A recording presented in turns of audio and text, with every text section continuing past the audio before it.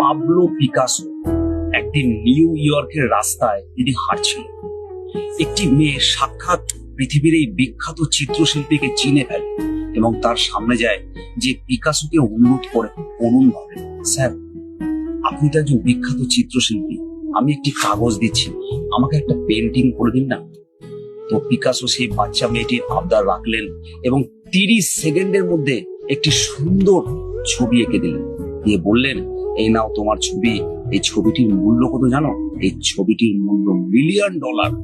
মেয়েটি বিশ্বাস করলো না, তবু রাস্তা দিয়ে ওই ছবিটি নিয়ে যখন যাচ্ছে মনে মনে ভাবলেন যে পিকাসো মনে হয় তাকে বোকা বানিয়ে দিলেন। তিনি এক জায়গায় গিয়ে জিজ্ঞাসা করলেন ছবিটির মূল্য কত।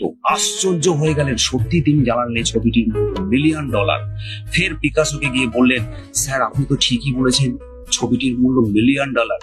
এই 30 সেকেন্ডে $1,000,000-এর ছবি কি করে আঁকা যায় আমাকে একটু শিখিয়ে দেন। তখন পিকাসো হাসলেন, এসে বললেন, এই 30 সেকেন্ডে $1,000,000 করতে গিয়ে আমার 30 বছর সময় লেগেছে। তুমিও কঠিন অধ্যবসায় করো, তবেই তোমার জীবনের স্বপ্ন সত্যি হবে।